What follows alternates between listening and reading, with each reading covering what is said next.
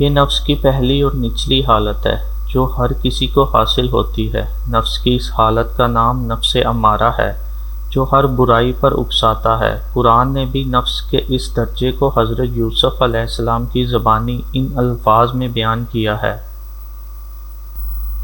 اور میں اپنے نفس کی برات کا دعویٰ نہیں کرتا، بے شک نفس تو برائی کا بہت ہی حکم دینے والا ہے، سوائے اس کے جس پر میرا رب رحم فرما دے، بے شک میرا رب بڑا بخشنے والا نہایت مہربان ہے۔ اس کو حکم دینے والا نفس اس لیے کہا گیا ہے کہ وہ مستقلاً اپنی خواہشات کو پورا کرنے کے مطالبات کرتا رہتا ہے۔ نفس کی اس حالت کو قرآن نے ان الفاظ میں بیان کیا ہے: اے داؤد، بے شک ہم نے آپ کو زمین میں اپنا نائب بنایا، سو تم لوگوں کے درمیان حق و انصاف کے ساتھ فیصلے یا حکومت کیا کرو، اور خواہش کی پیروی نہ کرنا، ورنہ یہ پیروی تمہیں راہ خدا سے بھٹکا دے گی۔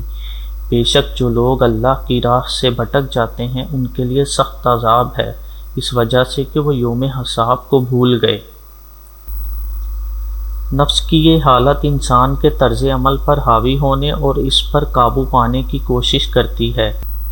جس انسان پر نفس کی یہ حالت غالب ہو جاتی ہے وہ بے لگام خود غرض ہو جاتا ہے۔ اس میں اخلاقیات یا دردمندی نام کا کوئی احساس باقی نہیں رہتا، وہ ہوس اور جارحیت کا شکار ہوتا ہے۔ ذیل میں درج خصوصیات اس میں مزید شامل ہو جاتی ہیں: غضب، لالچ، جنسی بھوک، جذبہ حسد، خود غرضی، تکبر، غرور، دل کی سختی، مخلوق پر ظلم، دوسروں کے عیوب کو بے نقاب کرنے کا جذبہ، جھوٹ، غیبت، بے رحمی سے تنقید، غیر مہذب نفس، جو چیز دوسروں کے پاس ہو اسے اپنے لیے چاہنا، قناعت کا فقدان، عدم مستقل مزاجی، ناشکرا پن، خدا کی برکات سے اندھا پن، خود کو قابو میں نہ رکھنا، صرف اپنے آپ سے محبت کرنا اور تنقید کرنے والوں سے نفرت کرنا، صرف اپنی تعریف کو پسند کرنا، منافقانہ طرز عمل اختیار کرنا۔ نفس کی اس کیفیت کا حامل شخص اپنی انا پسندانہ خواہشات کے دائرے میں محبوس ہو کر رہ جاتا ہے۔ اس مرحلے میں فرد کی خصوصیات مختلف جانوروں کی خصوصیات سے ملتی ہیں، مثلاً جنسی خصوصیات سور کی مانند ہیں، جھگڑالو پن خوفناک کتے یا بھیڑیے کی مانند ہے۔ اس طرح ایسے نفس کا حامل شخص بدترین خصوصیات کا حامل شخص سمجھا جاتا ہے، جس کے بارے میں قرآن و سنت میں واضح طور پر متنبہ کیا گیا ہے۔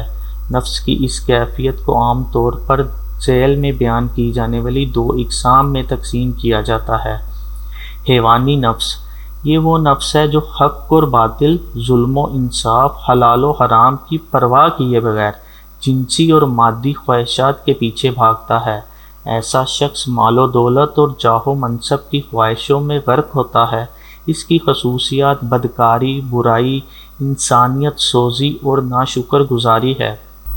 شیطانی نفس، یہ نفس حیوانیت سے بھی کمتر اور گرا ہوا ہے، کیونکہ اس کی اپنی ذات سے محبت نے اس کو اس درجے پر پہنچا دیا ہے کہ وہ اب خود خدا سے اس کی خدائی کا مقابلہ کرنے لگتا ہے، جیسا کہ فرعون نے دعویٰ کیا کہ میں تمہارا رب اعلیٰ ہوں، میں اس سے بہتر ہوں۔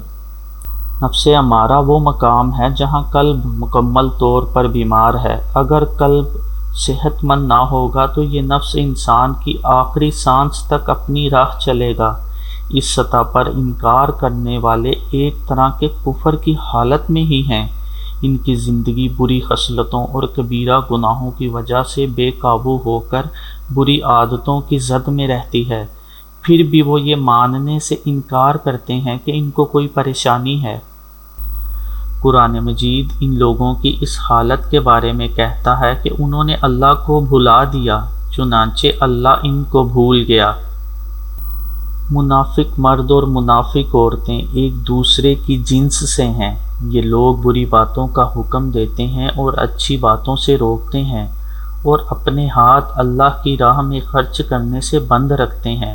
انہوں نے اللہ کو فراموش کر دیا تو اللہ نے انہیں فراموش کر دیا، بے شک منافقین ہی نافرمان ہیں۔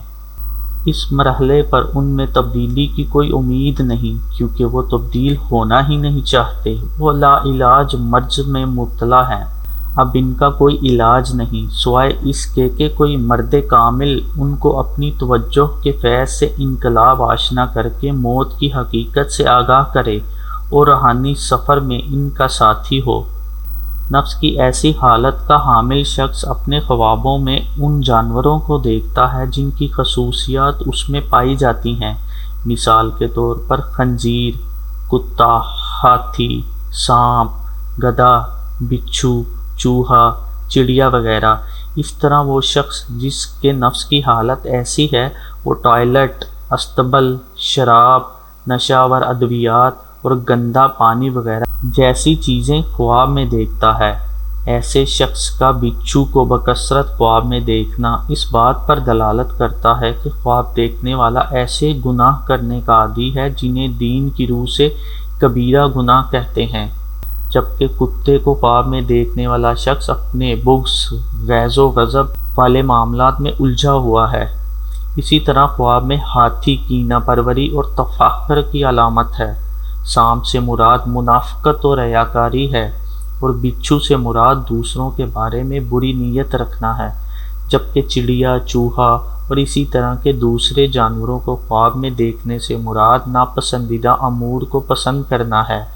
شراب اور نشہ آور اشیاء کو خواب میں دیکھنے سے مراد خواب دیکھنے والے کی ناپسندیدہ غلیظ سوچ کا حامل ہونا ہے۔ خواب میں ٹائلٹ کو دیکھا تو یہ خواب دیکھنے والے کی دولت کے حصول میں نہ ختم ہونے والی خواہش کو ظاہر کرتا ہے۔ صوفی اسکالرز کے نزدیک اوپر بیان کیے گئے خوابوں میں جو جانور، چیزیں یا جگہیں دکھائی جاتی ہیں وہ در حقیقت رب العزت کی طرف سے خواب دیکھنے والے کی روحانی حالت کو ظاہر کرتی ہیں، تاکہ وہ ان تمام برائیوں سے بچنے کی کوشش کرے اور اپنے باطن کو پاک کرے اور نفس کی اگلی روحانی حالت کو پا سکے جس کا نام نفس لوامہ ہے۔